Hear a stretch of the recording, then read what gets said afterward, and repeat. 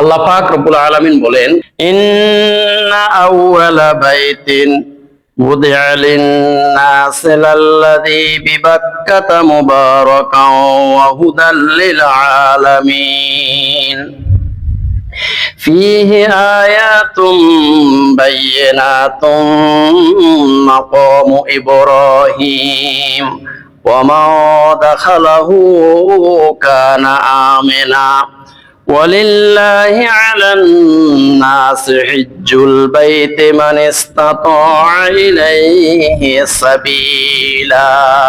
সূরা আলে ইমরান আয়াত 96-97। আল্লাহ রাব্বুল আলামিন বলেন, ইন্না আউওয়ালা বাইতি, এই বিশ্বজগতের প্রথম যে ঘর, সেই ঘরটা বুদিআ লিন-নাস, এটা মানুষের কল্যাণের জন্যই সৃষ্টি করা হয়েছে। লাল্লাযী বিবাক্কাতা মুবারাকান, যে ঘরটাকে যে বরকতপূর্ণ মক্কা শরীফে তৈরি করা হয়েছে। ওয়া হুদাল লিল আলামিন, এই ঘরটাকে তৈরি করা হয়েছে সারা বিশ্ব জগতের সকল মানুষের হেদায়েতের মার্কাজ হিসেবে। ফীহি আয়াতুম বায়্যিনাতুম মাকামু ইব্রাহিম, এই ঘরখানার মধ্যে রয়েছে অসংখ্য আল্লাহর নিদর্শন, বিশেষ করে মাকাম ইব্রাহিম। হযরত ইব্রাহিম আলাইহিস সালাম যখন পুত্র ইসমাঈল আলাইহিস সালামকে সঙ্গে নিয়ে কাবা শরীফ তৈরি করছিলেন, তখন একটি পাথরের উপরে তিনি দাঁড়িয়েছিলেন। পাথরটা ওনার জন্য আল্লাহর কুদরতি শক্তির মাধ্যমে এটা নরম হয়ে গেছে, সুবহানাল্লাহ। এই পাথরের মধ্যে হযরত ইব্রাহিম আলাইহিস সালামের পদচিহ্ন রয়েছে। এই পাথরটা হলো মাকাম ইব্রাহিম। ফীহি আয়াতুম বায়্যিনাতুন মাকামু ইব্রাহিম, সেই কাবা শরীফের মধ্যে মাকাম ইব্রাহিম, ইব্রাহিম আলাইহিস সালামের পদচিহ্ন বিশিষ্ট সেই পাথর আছে। ওমান দাখালাহু কানা আমিনা, কোন একজন মুমিন মুসলমান যদি এই ঘরের মধ্যে প্রবেশ করে, অর্থাৎ হেরেম শরীফ মাতাব, যেখানে হাজিউল হারামাইন শরীফাইন হাজী সাহেবরা যেখানে তাওয়াফ করে, এই মাতাফের মধ্যে হেরেমের মধ্যে কেউ যদি প্রবেশ করে, ওমান দাখালাহু কানা আমিনা, সেই ব্যক্তি আল্লাহর নিরাপত্তার চাদরে চলে গেল, সে আল্লাহর নিরাপত্তার চাদরে আবৃত হয়ে গেল, আল্লাহর জিম্মায় চলে গেছে, সেখানে আর কেউ মারবে না, ধরবে না, কাটবে না, সুবহানাল্লাহ। ওমান দাখালাহু কানা আমিনা ওয়ালিল্লাহি আলান নাসি হিজ্জুল বাইতি মান ইসতাতা ইলাইহি সাবিলা। কোন একজন মুমিন মুসলমানের কাছে যদি মক্কা শরীফ মদিনা শরীফ যাওয়ার রসদ আছে, তৌফিক আছে, সামর্থ্য আছে, কাবা শরীফ জিয়ারত করার সামর্থ্য আছে, এমন সামর্থ্য থাকা সত্ত্বে ওই মুমিন মুসলমানের উপরে হজ করা ফরজ। প্রত্যেকটি মুমিন মুসলমানের উপর হজ করা ফরজ, যাদের কাছে মক্কা শরীফ যাওয়া আসার সামর্থ্য আছে। এই কাবা শরীফ নির্মাণের ইতিহাস সম্পর্কে আল্লাহ সুবহানাহু ওয়া তাআলা বলেন, وَإِذْ يَرْفَعُ إِبْرَاهِيمُ الْقَوَاعِدَ مِنَ الْبَيْتِ وَإِسْمَاعِيلُ رَبَّنَا تَقَبَّلْ مِنَّا إِنَّكَ أَنْتَ السَّمِيعُ الْعَلِيمُ رَبَّنَا وَاجْعَلْنَا মুসলিমাইন লাকা ওয়া মিন যুররিয়াতিনা উম্মাতাম মুসলিমাতাল লাক ওয়া আরিনা মানাসিকানা ওয়া তুব আলাইনা ইন্নাকা আনতাত তাওয়াবুর রহিম রব্বানা ওয়াবআস ফীহিম রাসূলাম মিনহুম ইয়াতলু আলাইহিম আয়াতিকা ويعلمهم الكتاب والحكمة ويزكيهم إنك أنت العزيز الحكيم। সূরা বাকারা আয়াত 127, 128, 129। আল্লাহ রাব্বুল আলামিন বলেন, وَإِذْ يَرْفَعُ إِبْرَاهِيمُ الْقَوَاعِدَ مِنَ الْبَيْتِ وَإِسْمَاعِيلُ, যখন হযরত ইব্রাহিম আলাইহিস সালাম ওনার পুত্র হযরত ইসমাঈল আলাইহিস সালামকে সঙ্গে নিয়ে কাবা শরীফ নির্মাণ করেছিলেন। আর ওনাদের এই নির্মাণটা কত নাম্বার? এই কাবা শরীফটা সর্বমোট 10 বার নির্মাণ হয়েছে। ফেরেশতা, আদম, ইব্রাহিম, আমালিকা, জুরহাম, কুসাই ইবনে কিলাব, কুরাইশ গোত্র, আব্দুল্লাহ ইবনে জুবাইর, হাজ্জাজ বিন ইউসুফ, তুরস্কের বাদশাহ মুরাদ, এই মোট 10 বার এই কাবা শরীফটাকে নির্মাণ করা হয়েছে। প্রথমে আল্লাহ রাব্বুল আলামিন ফেরেশতার মাধ্যমে এই কাবা শরীফটা নির্মাণ করেছেন। এরপরে আদম আলাইহিস সালাম যখন বেহেশত থেকে পৃথিবীতে এসেছেন, তখন আদম আলাইহিস সালামের মাধ্যমে এই কাবা শরীফ নির্মাণ করা হয়েছে। 3 নম্বরে হযরত ইব্রাহিম আলাইহিস সালাম এই কাবা শরীফ নির্মাণ করেছেন। এরপরে আমালিকা সম্প্রদায়, এরপরে জুরহাম সম্প্রদায়, এরপরে কুসাই ইবনে কিলাব সম্প্রদায়, 7ম বারে কুরাইশ গোত্র। এই 7ম বারে যখন কুরাইশ গোত্র এই কাবা শরীফ নির্মাণ করেছিলেন, তখন আমাদের পেয়ারা নবী, দয়াল নবী, সাইয়্যিদুল মুরসালিন, রাহমাতুল লিল আলামিন, শাফিউল মুজনিবিন মুহাম্মদুর রাসূলুল্লাহ সাল্লাল্লাহু আলাইহি ওয়াসাল্লাম তিনিও কাবা শরীফ নির্মাণে অংশগ্রহণ করেছিলেন। সুবহানাল্লাহ। 7ম বারে কুরাইশ গোত্র। এরপরে আব্দুল্লাহ ইবনে জুবাইর কাবা শরীফ নির্মাণ করেন। এরপরে হাজ্জাজ বিন ইউসুফ কাবা শরীফ নির্মাণ করেন। সর্বশেষ তুরস্কের বাদশাহ মুরাদ 10ম বারে এই কাবা শরীফ নির্মাণ করেছিলেন 640 হিজরিতে। এরপরে কাবা শরীফের বৃহৎ আকারে আর নির্মাণ হয় নাই। এখনো ছোটখাটো কিছু নির্মাণ হয়, তবে বৃহৎ আকারে মোট 10 বার এই কাবা শরীফ নির্মাণ হয়েছিল। হাজরিন, আল্লাহ রাব্বুল আলামিন বলেন, ওয়া ইজ ইয়ারফাউ ইব্রাহিমুল কওয়াইদা মিনাল বাইতি ওয়া ইসমাঈল, যখন তৃতীয়বারে হযরত ইব্রাহিম আলাইহিস সালাম ওনার পুত্র ইসমাঈল আলাইহিস সালামকে সঙ্গে নিয়ে যখন কাবা শরীফ নির্মাণ করেছিলেন, তখন ইব্রাহিম আলাইহিস সালাম আল্লাহর কাছে কতগুলো দোয়া করেছেন। এই দোয়াগুলো আল্লাহ পাক এখানে কোট করে দিয়েছেন। রব্বানা তাকাব্বাল মিন্না ইন্নাকা আনতাস সামিউল আলিম। 1 নম্বরে তিনি দোয়া করেছেন, রব্বানা তাকাব্বাল মিন্না, আল্লাহ আমরা বাপ বেটা মিলে যে কাবা শরীফ নির্মাণ করলাম, আল্লাহ এটা আপনি কবুল করে নেন। সুবহানাল্লাহ। ইন্নাকা আনতাস সামিউল আলিম, নিশ্চয়ই আপনি সর্বশ্রোতা, আপনি সবকিছু জানেন। এগুলো 1 নম্বর দোয়া। 2 নম্বর দোয়া করলেন, রব্বানা ওয়াজআলনা মুসলিমাইন লাকা, আল্লাহ আমাদের এই বাপ বেটা দুইজনকে আপনি সারেন্ডারকারী, অনুগত বান্দা হিসেবে কবুল করে নেন, খাঁটি মুসলমান হিসেবে কবুল করে নেন। ওয়াজুররিয়াতিনা, আমাদের দুইজনের জুররিয়ত যারা আসবে পৃথিবীতে, আমি ইব্রাহিম আলাইহিস সালাম আর আমার সাথে আছে ইসমাঈল আলাইহিস সালাম, আমাদের এই দুইজনের মধ্য থেকে যত জুররিয়ত, অর্থাৎ যত বংশ পরাক্রমায় কিয়ামত পর্যন্ত যত বংশ আসবে, তাদেরকেও আপনি খাঁটি মুসলমান হিসাবে, অনুগত সারেন্ডারকারী বান্দা হিসেবে আপনি কবুল করে নেন। ও আরিনা মানাসিকানা, আল্লাহ আমাদেরকে হজের বিভিন্ন কারিকুলাম, হজের সিস্টেম গুলো আমাদেরকে শিখিয়ে দেন। ও আরিনা মানাসিকানা ওয়া তুব আলাইনা, আল্লাহ আমাদের তওবা কবুল করে নেন। ইন্নাকা আনতাত তাওয়াবুর রহিম, আপনি তো দয়াময়, আপনি তওবা কবুলকারী। এটা হলো 2 নম্বর দোয়া। 3 নম্বরে দোয়া করলেন, রব্বানা ওয়াবআস ফীহিম রাসূলাম মিনহুম ইয়াতলু আলাইহিম আয়াতিকা, আল্লাহ 3 নম্বর দোয়া করতেছেন, আল্লাহ আখিরি নবী, দয়াল নবী, শ্রেষ্ঠ নবী মুহাম্মদুর রাসূলুল্লাহ সাল্লাল্লাহু আলাইহি ওয়াসাল্লামকে আমাদের বংশ থেকে পাঠাবেন। আমাদের বংশ থেকে আমার সাথে কে আছে? আমার ছেলে ইসমাঈল আলাইহিস সালাম। এই ইসমাঈল আলাইহিস সালামের বংশের মধ্যে আপনি আখিরি নবী মুহাম্মদুর রাসূলুল্লাহ সাল্লাল্লাহু আলাইহি ওয়াসাল্লামকে পাঠাবেন। রব্বানা ওয়াবআস ফীহিম রাসূলাম মিনহুম, আল্লাহ পাক কবুল করে নিয়েছেন যে সেই ইসমাঈল আলাইহিস সালামের পর থেকে ইসমাঈল আলাইহিস সালামের বংশে আর কোন নবী আসে নাই। একদম এট লাস্ট হযরতে মুহাম্মদুর রাসূলুল্লাহ সাল্লাল্লাহু আলাইহি ওয়াসাল্লাম সর্বশেষ নবী হিসেবে ইসমাঈল আলাইহিস সালামের বংশে আবির্ভূত হয়েছেন। এইজন্য ইহুদিরা কি করছে? রাগ করছে। ইহুদিরা বলতেছে, মা হাজার হাজার নবী আমাদের বংশে আসছে, আর আখিরি নবী মুহাম্মদ সাল্লাল্লাহু আলাইহি ওয়াসাল্লাম মুহাম্মদ সাল্লাল্লাহু আলাইহি ওয়াসাল্লাম আখিরি নবী, উনি আমাদের বংশে আসেন নাই, অতএব উনি সত্য নবী নয়, উনি মিথ্যা নবী। নাউজুবিল্লাহ বলেন। বুঝছেন নি? ইহুদিরা কিলে রাগ করছে, ইহুদিরা এই জন্য রাগ করছে, এই জন্য সবচেয়ে মুসলমানদের সবচেয়ে বড় শত্রু হলো ইহুদিরা।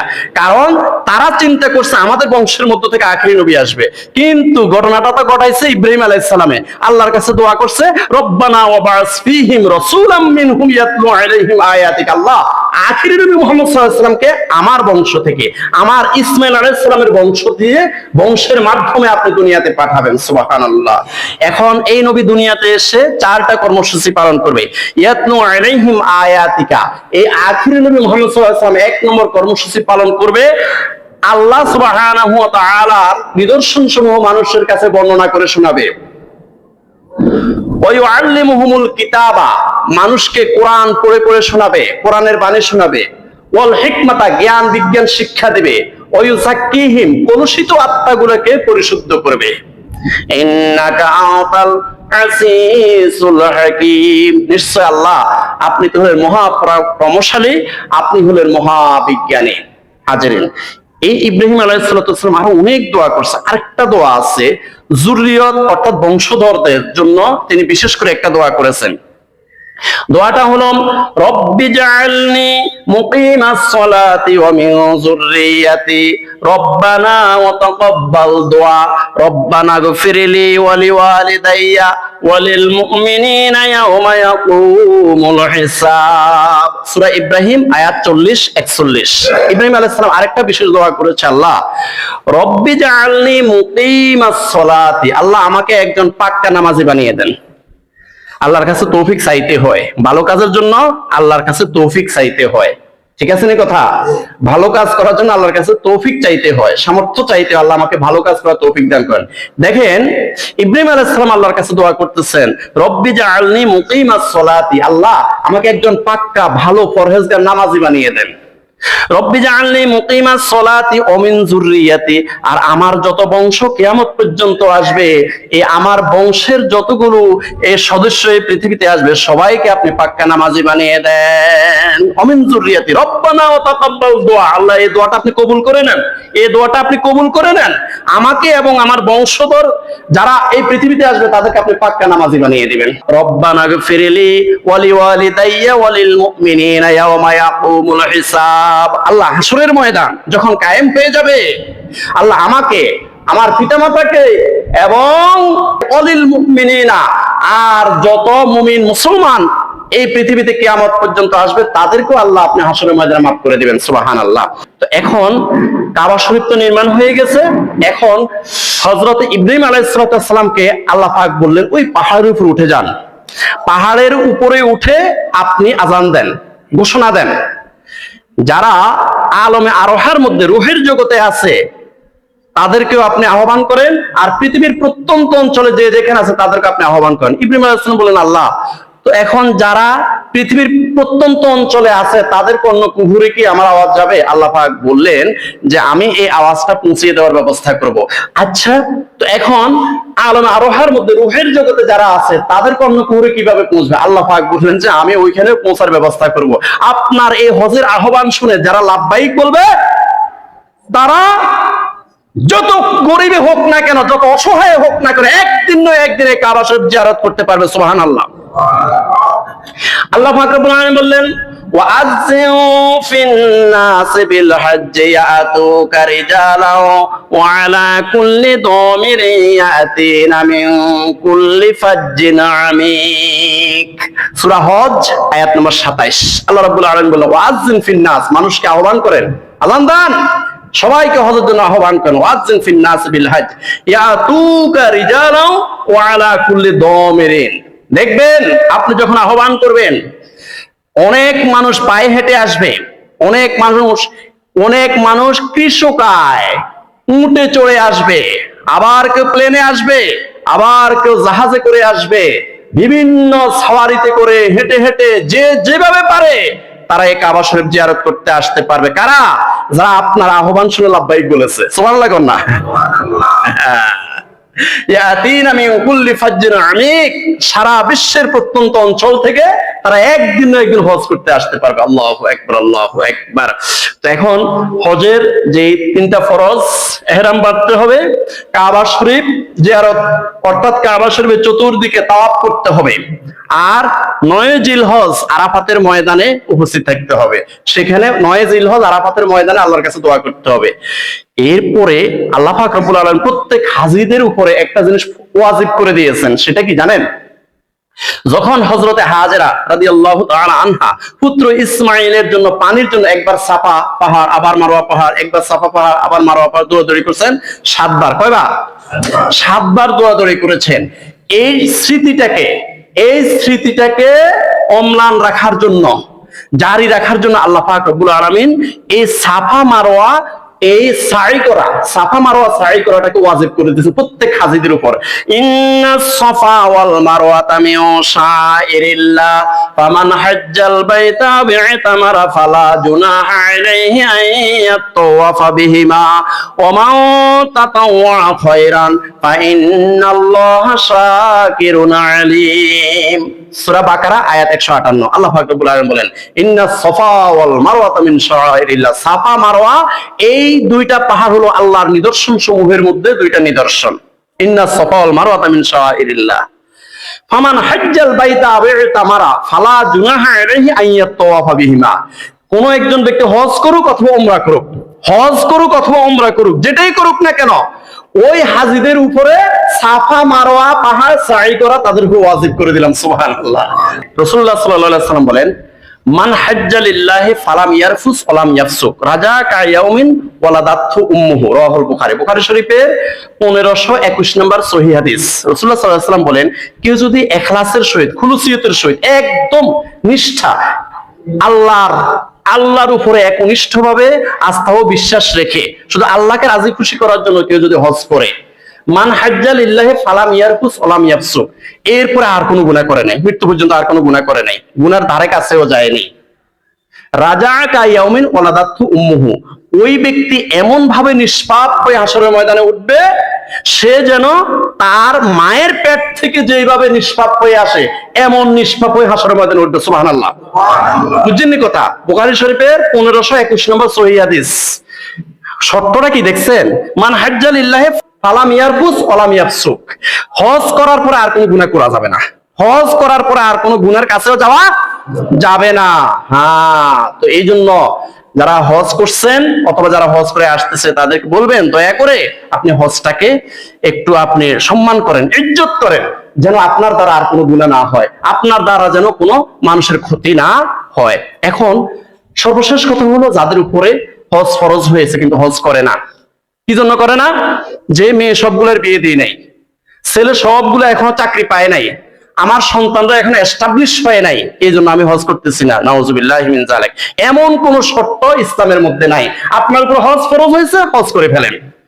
এই জন্য রাসূলুল্লাহ সাল্লাল্লাহু আলাইহি ওয়াসাল্লাম বলেন, মান মালাকা জাদান ওয়া রাহিলাতান তুবাল্লিগুহু ইলা বাইতিল্লাহি ওয়া লাম ইয়াহুজ্জা ফালা আলাইহি আন ইয়ামুতা ইয়াহুদিয়ান আও নাসরানিয়ান। রাওয়াহু তিরমিজি শরীফের 812 নম্বর জয়ীফ হাদিস।